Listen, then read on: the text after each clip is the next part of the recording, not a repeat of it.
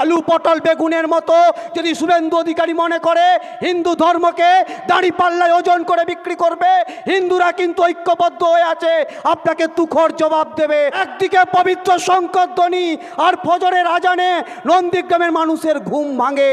আমি আবারও বলছি, রোদে পুড়তে রাজি আছি, জলে ভিজতে রাজি আছি, ঘাম ঝরাবো, রক্ত দেব। এই সংস্কৃতি এবং সম্প্রীতিকে আমাদের অটুট রাখতে হবে। মমতা বন্দ্যোপাধ্যায় স্নেহের আঁচলে আপনি লালিত পালিত হৃষ্টপুষ্ট বলিষ্ঠ হয়েছেন, আর মাতৃসভা মমতা বন্দ্যোপাধ্যায়কে ছুরি আঘাত করেছেন আপনি। আপনার স্থান মির্জাফর শেষ বয়সে কুষ্ঠ রোগে আক্রান্ত হয়ে ছটপট করতে করতে মারা গেছে, আর জগৎ শেঠ ছিন্ন বস্ত্র পরিহিত হয়ে ভিক্ষাবৃত্তি করতে গিয়ে দিল্লির রাজপথে মারা গেছে। শুভেন্দু অধিকারীরও ইতিহাসের নিয়মে সেই শাস্তি হবে, আর নন্দীগ্রামের জগৎ শেঠ মেঘনাথ পাল তারও একই পরিণতি হবে। এরা নন্দীগ্রামকে ধর্মের ভিত্তিতে দ্বিখণ্ডিত করতে চাইছে, দ্বিজাতি তত্ত্বের উপরে দাঁড়িয়ে বিচ্ছেদ এবং বৈষম্যের রাজনীতি করতে চাইছে। অভিষেক বন্দ্যোপাধ্যায়ের মন্ত্রে দীক্ষিত, মমতা বন্দ্যোপাধ্যায় মাথার উপরে আছেন সূর্যের মতো, তার আলোকে আমরা আলোকিত। তাই এই তৃণমূল, নতুন তৃণমূল যত আঘাত করবেন, যত কাটবেন, যত তাতাবেন, এই তৃণমূল কংগ্রেস তত বেশি শক্তিশালী হবে। বোতামটা স্পর্শ করবেন আর শুভেন্দু অধিকারীর গালে এক একটা গণতান্ত্রিক থাপ্পড় পড়বে। তাই শপথ নিন আপনারা, যে বেঈমানি করেছে ওর বিশ্বাসঘাতকতার জিপ গণতন্ত্রের হাত দিয়ে নন্দীগ্রামের মানুষ ছুঁড়ে ফেলবে। আমাদের সনাতন ধর্মে লেখা আছে, সর্বমঙ্গল মঙ্গলে শিবে সর্বার্থ সাধিকে শরণ্যে স্তম্ভকে গৌরী নারায়ণী নমস্তুতে। সর্বমঙ্গল মঙ্গলে মানে কি? আমরা সকলের মঙ্গল চাই। সন্ধ্যাবেলায় যখন আমার মা আলতারাঙ্গা পায়ে লাল পাড় শাড়ি পরে কপালে সিঁদুর নিয়ে তুলসী তলায় প্রদীপ জ্বালায়, শঙ্খধ্বনি করে, আমার রহিম চাচা কিন্তু ভোরের বেলা ফজরের আজানটা দেয়। একদিকে পবিত্র শঙ্করধ্বনি আর ফজরের আজানে নন্দীগ্রামের মানুষের ঘুম ভাঙে। এই সংস্কৃতিকে আমাদের রক্ষা করতে হবে। আমি আবারও বলছি, রোদে পুড়তে রাজি আছি, জলে ভিজতে রাজি আছি, ঘাম ঝরাবো, রক্ত দেব। এই সংস্কৃতি এবং সম্প্রীতিকে আমাদের অটুট রাখতে হবে। মমতা বন্দ্যোপাধ্যায়ের উন্নয়ন, আজকে জন্ম থেকে মৃত্যু পর্যন্ত, আমি তো ভুল বললাম, মৃত্যুর পরেও তো বৈতরণী আছে।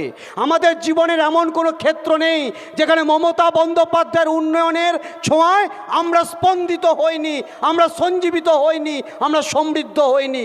অর্থাৎ আমাদের পুরো জীবনের প্রত্যেকটি স্তরে মমতা বন্দ্যোপাধ্যায়ের উন্নয়ন জড়িয়ে আছে। আজকে হিন্দুত্বের তাস খেলছে। আমি নিজে একজন ব্রাহ্মণ বাড়ির ছেলে। এই তো সূর্য দেবতা পশ্চিম দিগন্ত রক্তিম করে অস্ত যাবে, আর সকালবেলা যখন পূর্ব দিক আলো করে উদয় হয় তখন আমরাই বলি, ওং জবা কুষ্ম শঙ্কাশং কাশ্যপীয়ং মহাদূতিং ধান্তারিং সর্বপাপগ্ন প্রণতস্মি দিবাকরং। শুভেন্দুর কাছ থেকে শিখেছি, অমিত শাহর কাছ থেকে শিখেছি, নরেন্দ্র মোদীর কাছ থেকে শিখেছি, বিজেপির কাছ থেকে শিখেছি না।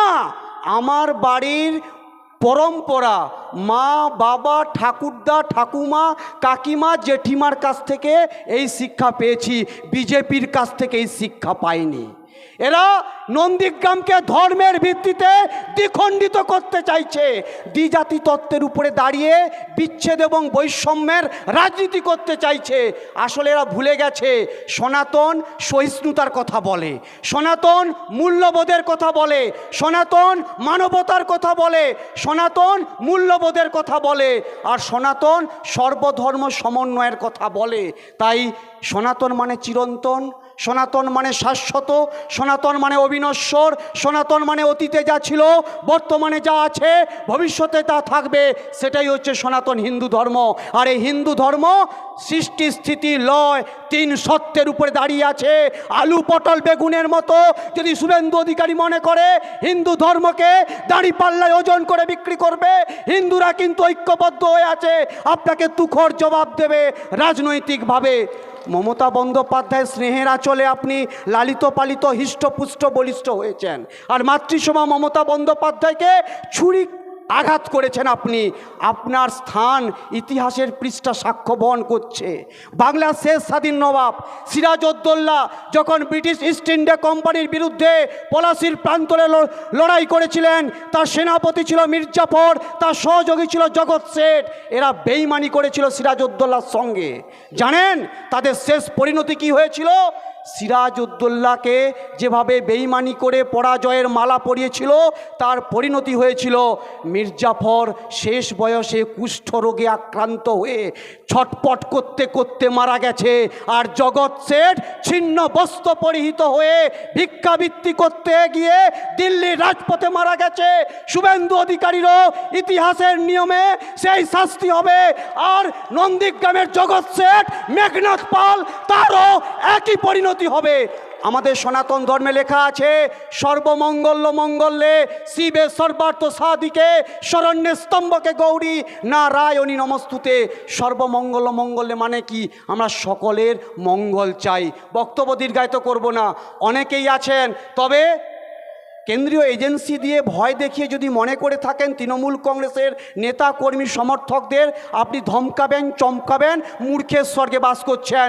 অভিষেক বন্দ্যোপাধ্যায়ের মন্ত্রে দীক্ষিত, মমতা বন্দ্যোপাধ্যায় মাথার উপরে আছেন সূর্যের মতো, তার আলোকে আমরা আলোকিত। তাই এই তৃণমূল, নতুন তৃণমূল যত আঘাত করবেন, যত কাটবেন, যত তাতাবেন, এই তৃণমূল কংগ্রেস তত বেশি শক্তিশালী হবে, তত বেশি মজবুত হবে, তত বেশি সুদৃঢ় হবে। তাই বলি, মারবে যত, কাটবে তত, ফুটবে তত ফুল, রক্ত দিয়ে লিখে যাব আমরা তৃণমূল, আমরা তৃণমূল। সকলের সুস্থতা কামনা করে আগামী 23শে এপ্রিল এই পবিত্র করের হাতকে শক্তিশালী করবার লক্ষ্যে ইভিএম বাক্সের সামনে যাবেন। পবিত্র করের নাম থাকবে, ছবি থাকবে, জোড়া ফুল প্রতীক থাকবে, পাশে একটা বোতাম থাকবে। সেই বোতামটা স্পর্শ করবেন আর শুভেন্দু অধিকারীর গালে একটা গণতান্ত্রিক থাপ্পড় পড়বে।